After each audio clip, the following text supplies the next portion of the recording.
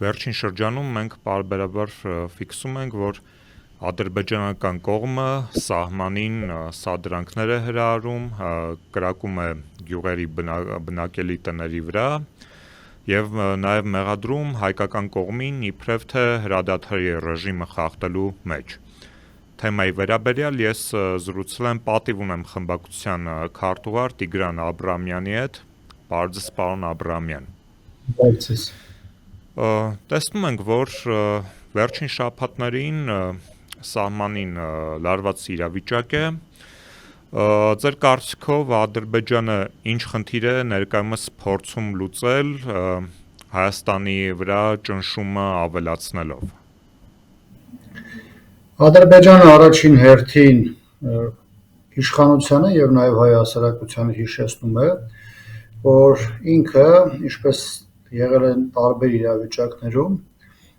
նոր ճնշումները կարող է ապահովել առաջնագծում սրացումներ մտցնելու միջոցով։ Դա հատկապես իրականացում այն ուղղություններով, որտեղ կան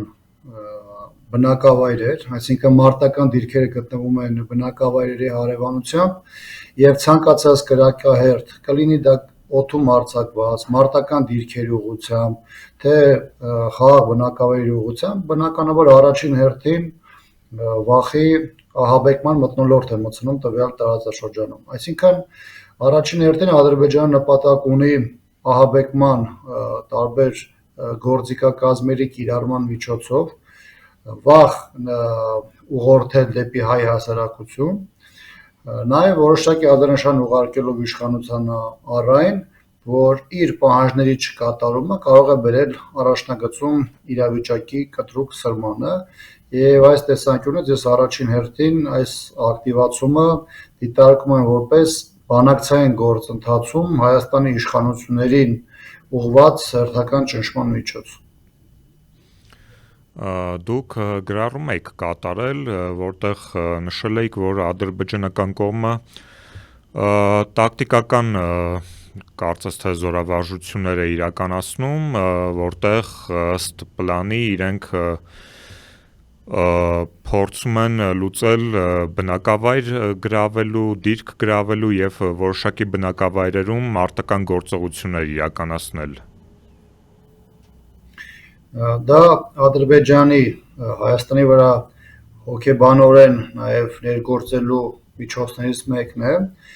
չնայած այն հանգամանքին, որ զորավարությունները որպես կանոն մարտական պատրաստության վիճակի ստուգատեսի կամ մարտունակության բարձրացման ուղղված գործառույթներից բանի նաև ունենում է որպես կանոն քաղաքական ենթատեքստ, հատկապես երբ որ հարևանների հետ կամ որևէ երկրի հետ ունես լարված կամ թշնամական հարաբերություններ, ադրբեջանական կողմը այդ զորավարությունը օգտագործեց առաջին հերթին քաղաքական ուղերձներ փոխանցելու Հայաստանին առ այն, որ իր պահանջների չկատարումը կարող է Հայաստանի համար նոր տարածքային կորուստներ արժանալ եւ ըստ էության դրա քաղաքական սցենարավորումը, որը ամեն կերպ արվեց, որպեսզի մեր հասարակության համար տեսանելի լինի, ուներ առաջին հերթին նման նշանակություն։ Ադրբեջանը ոչ միայն քարոզչությամբ, այլ նաև տարբեր փուլերում ցույց է տվել, որ որևէ խնդիր չունի Հայաստանի նկատմամբ ագրեսիայի դիմելու եւ Հայաստանի Հանրապետության ինքնիշխան տարածքները օկուպացնելու ուղղությամբ եւ 21, 22, 23 թվականներին տարբեր ուղղություններով Հայաստանի Հանրապետության տարածքում մխրճվելը արդեն իսկ ցույց է տվել, որ Ադրբեջանը նման դեպքերում կարող է իր հռետորաբանությունը գործածել ոչ միայն ճնշումներ գործադրելու, այլ ուղիղ ագրեսիա սանձազերծելու համար։ Երեք տեղեկություն տարածվեց, որի համաձայն Հայաստանի զինված ուժերի հատուկ ստորաբաժանումները եւ Իրանի Իսլամական Հանրապետության զինված ուժերի հատուկ ստորաբաժանումները պետք է համատեղ զորավարժություն իրականացնեն։ Արդյոք սա ուշ չէ եւ ինչի մասին է խոսում, որ հայկական կողմը վերջ-վերջո համաձայնեց այսպիսի զորավարժություն իրականացնել։ Սա այն ծայրահեղ քայլն է, որը ստեղծված իրավիճակում Հայաստանը փորձում է ցուցադրել։ Սա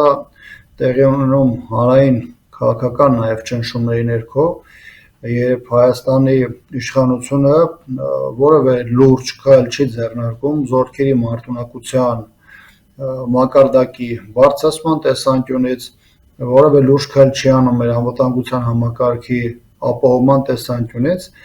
եւ հանրությունը անդադ տարբեր ձևերով այս թեմայի հետ կապված իր անհամաձայնությունը հայտնում է։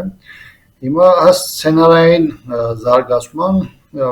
այդ զորաբարությունները տեղի ունենալու տեղային մակարդակով հայ-իրանական սահմանի մի սահմանափակ հատվածում այսպես կոչված համատեղ հակահավեկչական գործողությունների համատեքստում եւ սա կարծում եմ ակնկալիքը չէր, այն ինչ որ բազմիցս արտահայտվել է եւ նաեւ այն առաջարկը չէ, որը Իրանի կողմից է տարբեր փուլերում առաջադրվել, հատկապես եթե հաշվի առնենք, որ սա Ադրբեջանի կողմից հարձակման ուղղություն չէ եւ Ադրբեջանը խոսում է կամ ի ցույց է դնում ռազմական տարբեր իրավիճակներում իր տարբեր ստորաբաժանումների գործողությունները, այդ թվում ավիացիայի ներգրավմամբ, բայց այս դեպքում բավականին փոքր մասշտաբի սահմանափակ գործողության, այն էլ սահմանապահ զորքերի պահպանության հատվածում գտնվող ինչ-որ գործողության մասին է, որը մասշտաբներ իրենից չի ենթադրում եւ ամբողջությամբ չի արտահայտում այն տրամաբանությունը, որը կարող է լինել այսպիսի դեպքերում։ Կարող ենք փաստել, որ սա եւս իմիտացիա է իշխանությունների կողմից։ Քանի որ Իրանից բազմիցս զորավարությունների եւ առասարակ ռազմավարական պայմանագիր կամ փաստաթուղթ ստորագրելու մասին տարբեր փուլերում հայտարարություններ հնչել է եւ սա եւս ներսում նվազագույնակ քաղաքական քննարկումներ առարկա է դարձել, Հայաստանի իշխանությունը փորձում է որոշակիորեն Իրանից մի կողմ նետել այդ թիրախավորում առայն, որ Իրանի նախաձեռնություններին համահունչ արձագանք չի արտահայտում եւ սա այն կոմպրոմիսային տարբերակն է, որը մի կողմից արտաքուստ փորձում է ցույց տալ, որ կա համագործակցություն եւ կա համատեղ գործողությունների իրականացում, մյուս կողմից սա պահի ուղղության եւ մասշտաբի առումով զուտ խորհրդանշական իրադարձություն է։ Շնորհակալ եմ հետաքրքիր եւ կարեւոր մեկնաբանության համար։ Սիրելի հայրենակիցներ, թեմայի վերաբերյալ ես զրուցեցի պատիվ ունեմ խմբակցության քարտուղար Տիգրան Աբրամյանի հետ։